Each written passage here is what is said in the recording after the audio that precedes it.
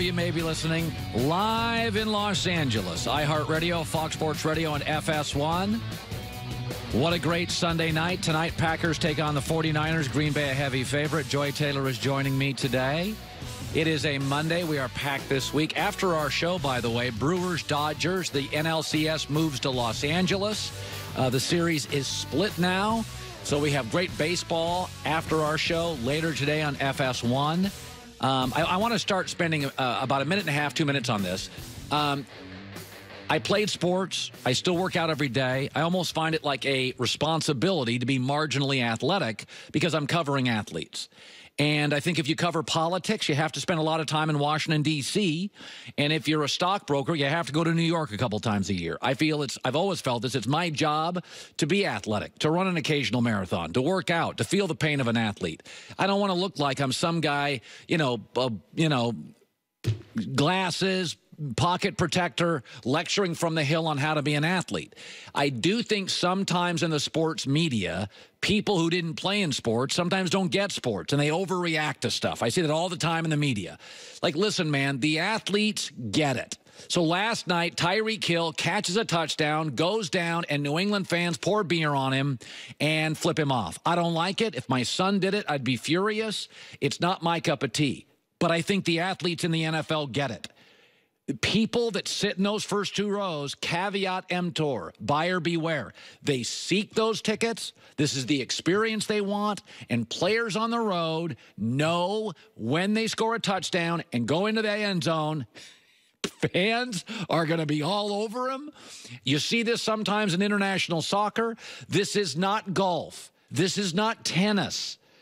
The NFL is a party. It is rowdy. It is loud. It is not baseball, which is more serene and gentle and more gentlemanly. Listen, man, this is the way NFL stadiums are. On a Sunday night, people get liquored up. Those first two rows are outrageously loud. I don't want to enable the behavior. I am in no way encouraging it. I would be disappointed if my kids did it. But as Rod Woodson said, the players get it.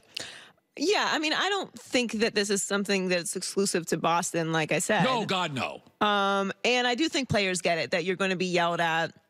The occasional beer is going to get thrown, or the snowball if it's snowing. But just none of it's okay. There's a lot of things that happen that just because they happen a lot, we become conditioned to them happening. Yeah, we normalize it. And we normalize it, and it becomes accepted behavior. Yeah. Those fans should all be kicked out and not be allowed back in the stadium. I'm sorry. Whether Tyreek Hill decide, first of all, he's running into the edge of the stadium. He doesn't jump into the stands. It's not like he's doing a Lambo leap in Foxborough. He's running and he's stopping himself. Right. He is completely within bounds. It's just, I guess my point is not acceptable behavior. It isn't, but I don't want to overreact to it. I'm not overreacting. I'm just saying this. The reason that I've even highlighted this to me, or why it stuck out to me, because of course I've seen this a million times. Well, your brother. Well, my brother, yeah, of course. And look, I'm not going to get into it, but if I was down there and somebody threw beer on my brother, it would be, it's hands-on time. But that's a different situation. Right. I'm just saying we were talking about Habib going into the stands, and how we were talking about that's a crazy environment too, and that might happen. You're putting crazy people in a cage, and then you expect them to not be crazy. If Tyreek Hill decides he doesn't appreciate having a beer thrown in his face, what happens now? It's all going to be on Tyreek Hill. Yes. Nobody's going to say anything about the fan. Yeah. He's going to be totally in the wrong. Yes, and that's He's going to be suspended. By the way, I get people taunt me it's still on me. The player has to be more responsible. The player does have to be more responsible. I'm just saying, if something were to happen, I couldn't find it within myself to feel bad for that fan. Yeah. You can't throw beer on somebody. I don't care if you yell. I don't even care if you flip them off. Yeah. But you can't. That's taking it to another level. All right, here we go. Colin is right. Colin is wrong on a Monday. Here we go. Where Colin was right. The New York Giants passed on Sam Darnold. How ridiculous do they look now? Sam Darnold is crushing it for the New York Jets. Yesterday, 24 of 30, 280 yards, 114 passer rating. Congrats, New York, on getting a running back who's really, really good, but he's a running back.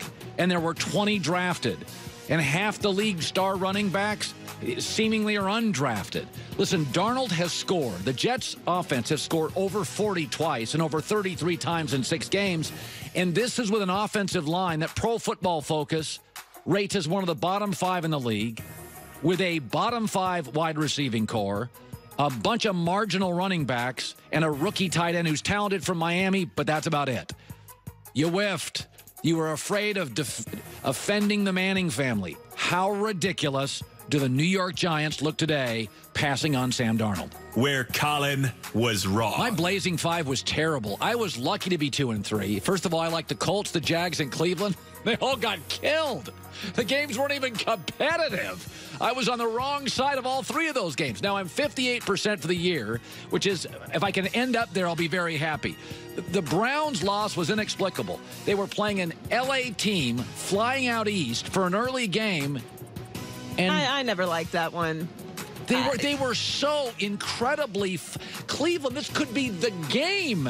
And Cleveland didn't give you 8 minutes of energy. It was, to me, it was shocking how bad it was. It's not that they lost.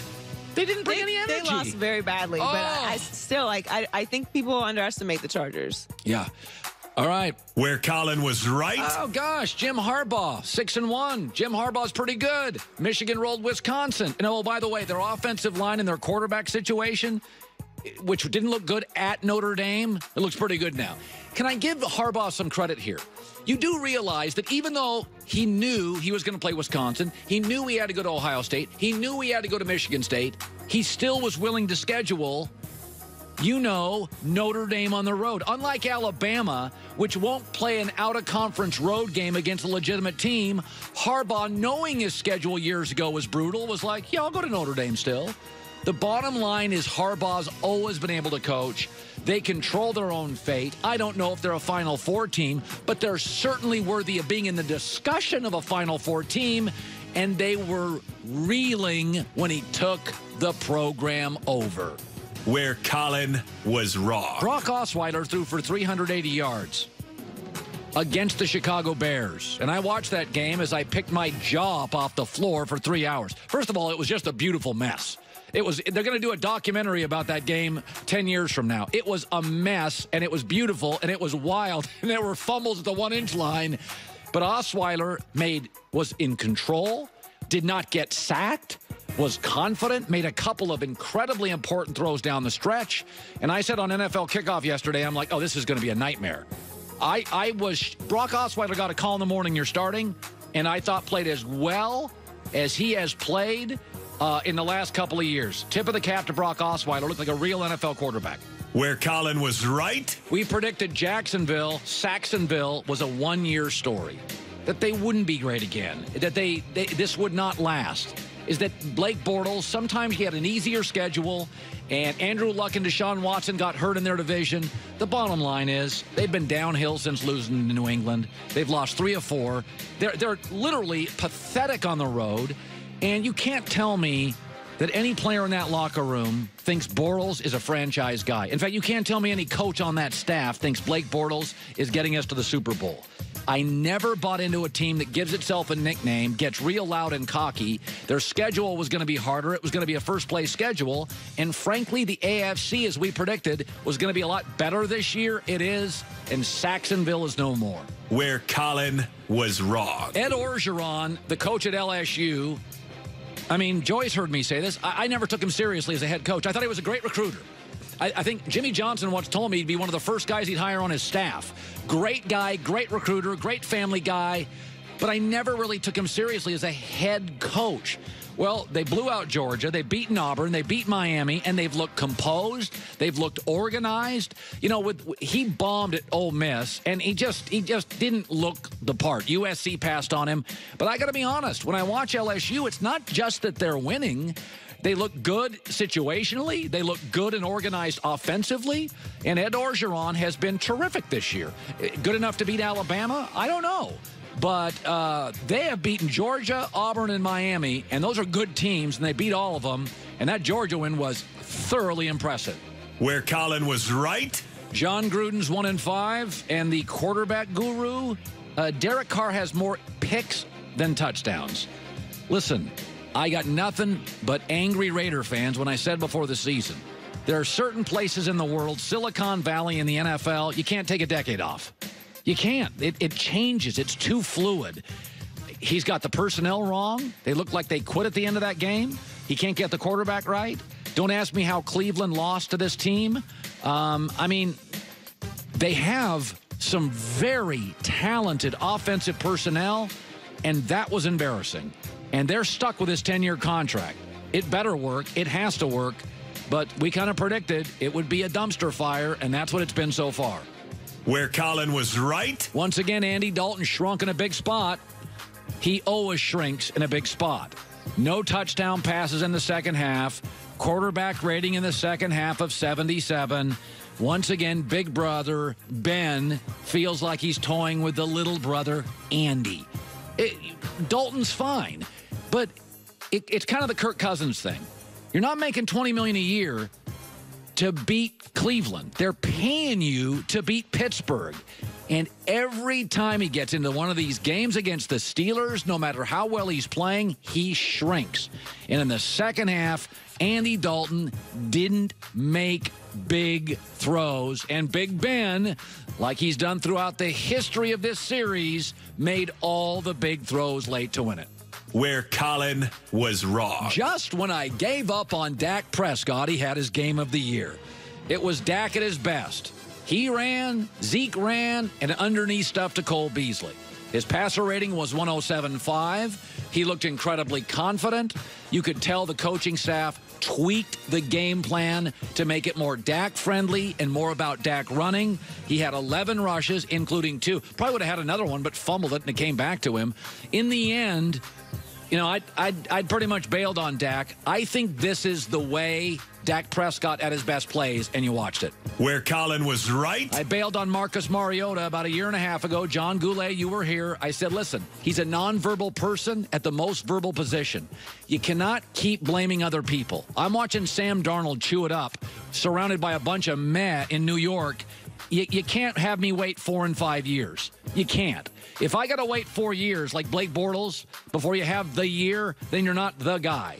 They were 1 for 10 on third downs. By the way, he was sacked 11 times. Some of those are on you. There's a reason Brady doesn't get sacked. He audibles out. He gets rid of the ball. You can't keep me guessing if you're the man 4 or 5 years into a career. Then you're officially not. I bailed on him a year ago, and I feel justified today. Where Colin was right. Just roll the tape. Bills have the ball at the 25-yard line. Peterman picked off. Joseph, and he will go. Touchdown. The Texans have scored 10 points in the last 11 seconds. And that is a look you've seen a lot from Nathan Peterman in his career. A couple of weeks ago, I called him Nathan Perlman, and people said, you can't get his name right. And I said, throw more touchdowns than interceptions, and I'll get your name right. Do you realize he has 3 TDs and 9 career picks? He's got 3 career TDs and 2 pick sixes. He should be a safety. He leads the NFL in interceptions. Okay. Oh. I know. I don't want to be mean, so I'm just going to stop talking. But listen, you're keeping it real. It's not good. It's hard. This is hard. It's a hard league to be a quarterback. It's hard. It's really. Now, it's easier today. It's easier today than it's ever been. Do you know the last 13 quarterbacks drafted, one guy appears to be a guy that you can't put behind the center in a big spot? That would be Paxton Lynch. The other 12 are working. Varying levels, but I'm not saying this is easy. I'm not saying this is easy. It is hard. But it's not 3 touchdowns, 9 picks hard. No. It's not that hard. Colin right, Colin wrong. Trent Dilfer's around the corner. Tony Gonzalez, packed. And I saw something this weekend. I'm going to make a proclamation. I think I'm watching the best player I've ever seen at a certain position, and it's not Tom Brady. That's next. It's the Herd. I love that Dollar Shave Club has everything I need to look, feel, and smell my best. I love that they want to own not just razors and shave butter, but they want to own the bathroom. And right now, toothpaste, toothbrush, Boogie's pomade, everything in the bathroom, head to toe, hair, skin, face, you name it, Dollar Shave Club has it. Have a new program where they automatically keep you stocked up on the products you use. You determine what you want and when you want it, and it just shows up at your door every 4 weeks, 6 weeks, 8 weeks, twice a year. That's up to you. Plus, with their handsome discount, the more you buy, the more you save. $5 right now, they'll get you in with a starter set. That's pretty cool. $5, bunch of starter sets you can try. In fact, one of them is called the Oral Care Kit. After that, The Restock box ships regular size products at regular prices. What are you waiting for? Get the starter set, $5 right now. DollarShaveClub.com/Colin. That's DollarShaveClub.com/COLIN. Von Miller in the Broncos D. Take on Josh Rosen in the Cardinals.